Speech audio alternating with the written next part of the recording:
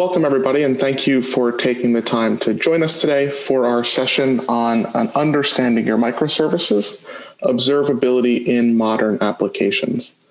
My name is Chris Harding. I am a solutions engineer here at Epsagon. And what is Epsagon? At Epsagon, we provide a trace-centric observability platform, primarily tailored to these modern microservice environments. And it's really a tool that's designed to help answer this question or provide this value in giving that great understanding ultimately into what's happening within your microservice environment. All right, before we get started, I'll tell you a little bit about me. As I mentioned, I am part of the solutions engineering team here at Epsagon. Prior to joining Epsagon, I spent the first part of my career very much on the business development side, primarily working in fintech startups, helping to grow out their revenue base. More recently, I spent a number of years as a full-time software engineer, first at a large Fortune 100 company and then at an early stage startup. And so when I go through some of the challenges around observability and microservices, it is something that I am not just aware of at a high level, but something I've actually lived throughout my software engineering career. And as far as location, I am stationed at our Epsagon HQ, which is in lovely New York, New York. All right, so what are we actually going to be talking about? What are we going to be discussing? What we're going to be looking at are the challenges that come with this transition to microservices and to container-based environments. I think anyone who's watching this presentation today and has either started this journey or is at some phase of the journey, or maybe all the way at the end in transitioning into microservices, is going to know very well some of these challenges that we talk about. And the number one challenge we're going to focus on is really around observability and troubleshooting and monitoring when it comes to these modern microservice environments. We'll take a look at this idea of distributed tracing, which is very much sort of the newcomer in the observability space. We'll look at some of the observability tooling that's out there for you right now to help start defining what your observability strategy might look like. And then we'll take and look at just a very quick use case around distributed tracing and show how it can be used to troubleshoot real-world type issues. All right, but before we get too far ahead of ourselves, let's take a step back and talk a little bit about how we got here today. What has really facilitated, if you will, this rise of microservices? And it's very much this idea of the container. And so when we're talking about containers, what are we talking about? We're really talking about Docker. And so Docker as a tool, as a technology, debuted in 2013, and it brought with it a lot of benefits in being able to create these containerized environments, one of which is that it was extraordinarily lightweight in nature, right? You could create these development environments essentially just by packaging up the libraries required to run your specific application. But more importantly, it could do it in very much what I would consider sort of an operating system agnostic manner. And so that is to say, if you're working on a large team, maybe you're someone who prefers Linux, you could very easily containerize an application using Docker and send it to a colleague who's using, let's say, a Mac OS, or maybe even somebody who's using Windows. And so it really eliminated any of the friction around sharing these applications across distinct environments. That has a lot of benefits. It has a lot of benefits from the business side, right? And no longer having, to invest resources and time into maintaining these various VMs. But it also had a lot of benefits on the development front by being able to containerize applications, that very much brought forward this paradigm shift towards microservice architectures and really helped to enable, if you will, the rise of these microservices. Right, so the rise of microservices, what does that actually mean? Here is, I think, a pretty good visual representation of what that journey looks like. This is a journey that we see every day with our customers when we're out there working, and I'm sure it's a journey that you yourself are probably, again, at some stage of. And it essentially has seen companies go from these host-based monolithic applications all the way on the one side to these abstracted host, highly distributed systems. And again, this has been done largely because it brings about a lot of benefits, particularly, again, as it relates to developer velocity, right? Being able to roll out new features and new functionality on a quicker schedule that, quite honestly wasn't possible when you're looking at using host-based monoliths. But of course, with most things, with these pros came some cons. And so in the case of microservices, what became very difficult was being able to actually monitor and troubleshoot these environments, particularly only leveraging the traditional tools that were out there. And why is that? Just think about it. In an environment with tens, hundreds, or even thousands of microservices, when something breaks, it becomes nearly impossible to figure out where that break is. And for these microservice environments, the variety of pieces that they might be interacting with, whether that's a serverless component or containers in Kubernetes, or any of the third-party APIs or managed services, things like Dynamo, S3, Kafka clusters, all of these add extra degrees of difficulty in really trying to troubleshoot and understand what's happening underneath the hood. And so what are some of those challenges? The number one challenge that we see, and one I've already discussed very briefly, is the difficulty in identifying and troubleshooting issues when something goes wrong. Again, if you're working with tens or hundreds or thousands of microservices, something has broken. It becomes very difficult to figure out which of those specific services is ultimately generating that error, particularly when you're talking about troubleshooting with with these traditional monitoring tools that are in place. And so even if you have some of those legacy tools, you're going to have multiple sources for data. You're going to lack application insights and visibility into your errors. And even more difficult is correlating data from all of these different tools, right? Even if you have a great logging strategy in place, if you have 100 services, you have 100 log streams. And so when you're troubleshooting, it becomes very difficult or nearly impossible to be able to say, here is the logs from service A, they correspond with these specific logs from service B. It becomes essentially a nightmare. And of course, you might be working with incomplete data insights, whether that's because of a sampling strategy that's been forced upon you or lack of visibility into your payloads. There are a lot of gaps that make it difficult to troubleshoot across these really diverse and complex environments. All right, let's talk about some of the traditional observability tools in place. And of course, with that, we'll start at this idea of old school monitoring. I'm sure as you can appreciate, old school monitoring comes with it a heavy price. And so, that's around heavy resource utilization, heavy instrumentation. And of course, it's going to be very limited in what information it can actually collect. And so you're going to be limited to collecting only host data, and more specifically, only metrics around those hosts. And so what monitoring can do a great job for us in telling us is the what, if you will, and that is to say it can tell us that something has broken, that something is acting like, in a way we wouldn't expect. But what it can't do is tell us the where or the why. Right. Oftentimes with old school monitoring, you would have it in conjunction with old school logging. And listen, I'm not going to sit here and tell you that logs aren't important. Of course they are. They're an extremely powerful tool in any troubleshooting arsenal. But what I would tell you is that they come with a large cost. When you're talking about logging, you're oftentimes talking about yet another agent that has to be installed and managed across all of your environments.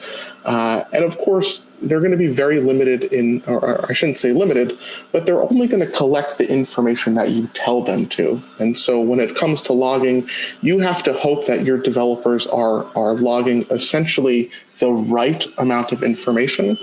That is to say they're not logging, too few pieces of information to be valuable, but also that they're not logging too much. They're not logging everything, which becomes very difficult to parse through. And so having a number of developers on your team and hoping that they're all logging in a consistent way can be problematic. But of course, logs are necessary, right? Logs will always be able to tell us the why of when something breaks. But what I would argue is that in these modern microservice environments, they're no longer sufficient. They are necessary, but not sufficient. And that's because of the variety of microservices that you'll have in place.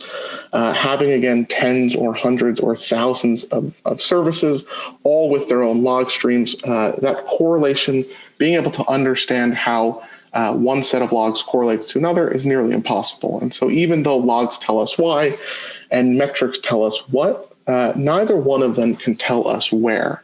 And that where becomes very, very important when we are talking about these distributed microservice environments. Right, so something is still missing, right? Context is going to be absolutely key for any sort of microservice environment. And so how do we correlate between metrics and logs? How do we correlate between data and different services? You're probably sitting there thinking to yourself, Chris, there's got to be a better way. And of course there is. And that's what brings us to distributed tracing. And so what is distributed tracing? If you're not all too familiar with it, it is a relatively popular topic nowadays, but a trace is essentially something that tells the story of a request or data as it propagates through a distributed system. Since distributed tracing connects every request in a transaction, it allows you to know and see what's happening to every service component and app in production across your application stack. Now, for historical context, where did tracing come from? Where was it originated? It was actually born out of Google over a decade ago. Google, of course, being one of the first large organizations to really embrace microservices. They encountered the same problems that we've been talking about, right? And so when they have tens, hundreds, or in Google's case, many thousands of microservices, their engineers had a heck of a time trying to figure out when something broke. Where did that break actually occur? And so they needed a tool in place to allow them to find that needle in a haystack, to allow them to find that where when something went wrong. And distributed tracing is ultimately what they created to fill that gap. All right, and so in our view here at Epsagon, we always talk about sort of the three pillars of observability.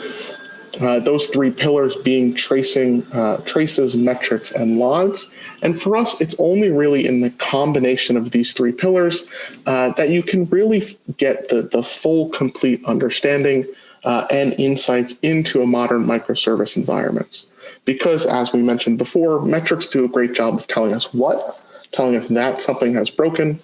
Logs do a great job of telling us why. But traces do a great job of telling us where, and also they do a great job acting as essentially the connective tissue between these other pieces of the puzzle, right? Traces can connect metrics to logs in a really intelligent and insightful way. All right, so now that we know a little bit about distributed tracing, we know a little bit about the sort of traditional pillars of observability. Let's take a look at what tooling is out there that you can use today to start leveraging some of this, this observability stack, if you will. And so when we're talking about distributed tracing, we talked about where it came from originally. It was born out of Google, but what has really helped it come into the mainstream and what's made it more widely available is the Open Telemetry framework. And so, of course, Open Telemetry is a framework that defines, the standards around distributed tracing, but it's a framework and not a service. And so what does that mean? It means it's open source. It means you can set up tracing using Open Telemetry, using tools, for example, like Jaeger or Zipkin, which are now the leading open source tools for collecting and analyzing tracing. But there's going to be a decent amount of work involved. And so that really means around setting this up and instrumenting manually. And we'll see what that means in a moment here. But in addition to that heavy instrumentation, Open Telemetry will have some gaps, particularly as it relates to providing tracing through any middleware or managed services. Let's say hypothetically you have a use case where you're a check processing company, a user uploads a check. That check goes into S3, which then kicks off a Lambda, which writes to Dynamo, which kicks off another Lambda. Those managed services are not something, in that case, Dynamo and S3 are not something you can instrument with something like OpenTelemetry, and so they will be gaps in that end-to-end strategy. And so I will just call that out. OpenTelemetry is great. It's a great starting point, but it does have some drawbacks as well. All right, now what does actually generating a trace with this OpenTelemetry, with open standards look like? We've included a very basic image and explanation here. And it is very manual in nature, right? And so you have to yourself, within your service code, go in and instrument every call, whether that's instrumenting AWS SDK calls, HTTP, Postgres, Spring, Flask, Express, whatever the case may be. There's going to be a lot of manual instrumentation. You're going to have to create a span for every request and response. You're going to have to manually inject any context into those spans that you want to capture. Right, let's say payload information as an example. And you also have to manage both injecting and extracting IDs within those calls to ultimately help stitch things together. And so as we can see, it does require a little bit of work. Right, on the other side, as we talked about what open source there is for tracing, let's also talk a little bit about open source solutions on the metric side. And so clearly the number one leading solution when it comes to open source metrics is a tool called Prometheus. And what's really great about Prometheus is it has support for metrics in a variety of technologies, right? Whether that is trying to get metrics on something like consumer lag of a Kafka stream, whether that's trying to get metrics on something like your CPU usage for a node within Kubernetes, or whether that's trying to create some custom metrics within, for example, a Node.js service. Prometheus supports all of those use cases. And it also supports some very basic alerting as well. Now, oftentimes in combination with Prometheus, you'll see some sort of visualization library. Very commonly, that'll be Grafana, another open source tool, in this case used to visualize those metrics and create dashboards out of those metrics that you're ultimately getting from Prometheus. And so there's a lot of great open source technology out there. Some combination of OpenTelemetry plus Prometheus plus Grafana can get you a pretty far way towards a decent observability strategy. But of course, there are going to be managed, hosted, paid solutions as well, of which Epsagon is one. And so here at Epsagon, our approach to tracing is a little bit different in that it is very much easy to use and get set up. You can instrument a service in Epsagon in really, no joke, a couple of minutes, or all of your services, I should say. That's going to give you that instant understanding and visibility into things like Kubernetes, ECS, containers, serverless, and more, all in one place. It's going to do it in a very correlated manner. I mentioned before that context is key, and that correlation between metrics, logs, and traces is really true observability. And that's something Epsagon's going to offer out of the box automatically. And that's going to give you very much that end-to-end picture into what's going on within your environments. Of course, for any solution like Epsagon, security is going to be top of mind. And so in addition to being an advanced AWS partner, we also have a number of competencies around ISO, GDPR, SOC 2, HIPAA, as well as Privacy Shield. All right, great. So we've talked a little bit about the observability in general. We've talked a little bit about where distributed tracing fits in within a modern observability strategy. But now let's actually paint what that picture looks like with a basic example use case. And so this will allow us to see how you might troubleshoot an issue within one of these modern distributed environments, both using sort of traditional and open source tools, as well as using a tool like Epsagon with distributed tracing. All right, great. So here's our example use case. It's a very basic virtual shop where users can send orders for items. There's an HTTP Spring server that we can see that authenticates requests using Auth0. That is a third-party authentication tool. And it then pushes those orders once authenticated into a Kafka stream.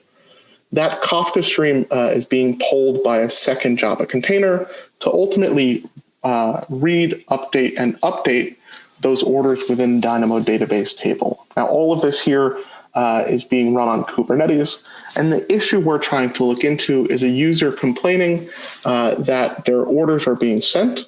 That is, say they're sending their orders, but they're not actually being handled appropriately. All right, so how can we look into this sort of issue using some of the open source or traditional tools available? Well, the first thing we would probably check based on what the user has pointed out as the issue would be checking our Kafka metrics, right? And so maybe this is something where we're using Prometheus and Grafana. We come into our dashboard, we take a look, and we don't really see anything unusual here. And so we don't think it's an issue with Kafka. So what might be next? Well, another piece of our application, and one that's relevant to what the user has pointed out, is of course around Dynamo database. And so maybe now we need to switch gears. Let's leave that Grafana dashboard, and let's come look at our Dynamo database metrics from within the AWS console. And so we can see here that we do have a number of errors with these API calls out to Dynamo. And so we see that there's a potential issue, but we don't know for certain that this is related. And we're not sure at all why this is happening. And so the last step of our journey in trying to troubleshoot this would most likely be going into the logs. Now we can see here, because this is a PowerPoint presentation and it's nice and easy, we've found the log lines here and we show them on the screen. But listen, as someone who's been an engineer, I know full well that this is a much more drawn out process, right? Oftentimes you're digging through thousands of log lines trying to figure out where the issue is. And so this can be a pretty time consuming process. But we have found within our Java logs, ultimately that we have an error here. I would then check into my code. I would understand that ID is the primary key on the table. And now I really have to manually check and go through that code flow to figure out why this is happening. And so that's sort of a traditional troubleshooting workflow. You're in a number of different tools. You can kind of figure out what the issue is from your logs, but you're still going to have to go back into your code and ultimately figure out that workflow to understand why this issue is occurring. Now let's compare that to troubleshooting using a distributed tracing tool, in this case using a platform like Epsagon. And so what's really nice about a tool like that is we have the ability to come in and essentially say, show me all of the traces where we're currently generating errors. And maybe more than that, we know it's an issue with Dynamo or Kafka. Show me just the traces of those types that are generating errors. But once we find one of those traces, and what this represents is an actual full business transaction that happened within our system, once we find that trace, we have a lot of great insight available to us, again, automatically right out of the box. And so the first thing we can see if we come into our Dynamo is we see that exact error that we saw when we were originally going through our logs.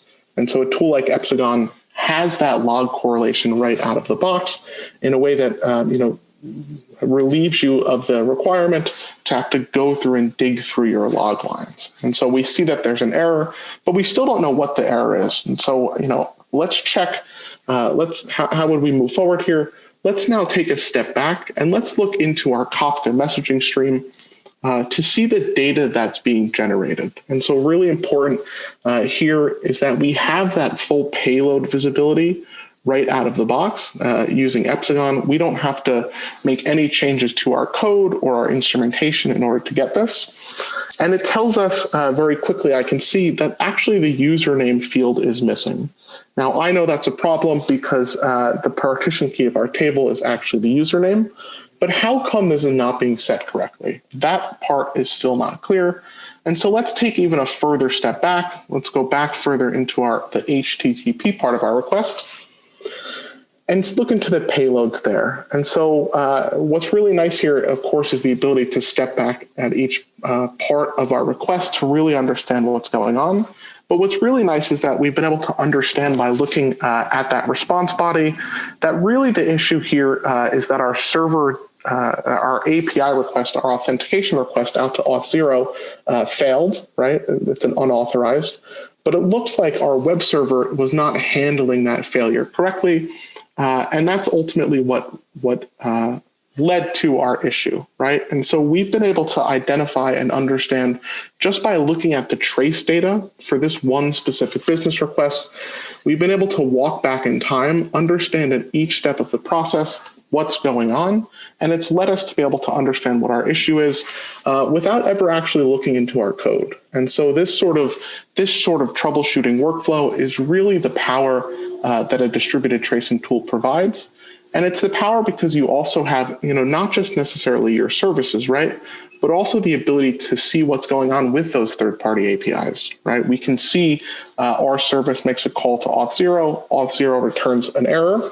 And so that's really great insight that's only going to be available to you in a tool like Epsagon or another distributed tracing platform. All right, great. So hopefully that use case was helpful in representing, sort of what we consider to be the more modern way of troubleshooting distributed environments. I think in summary for our presentation, we've been able to really highlight the fact that for any of these modern applications, they're going to require more than just your traditional metrics and your traditional logs.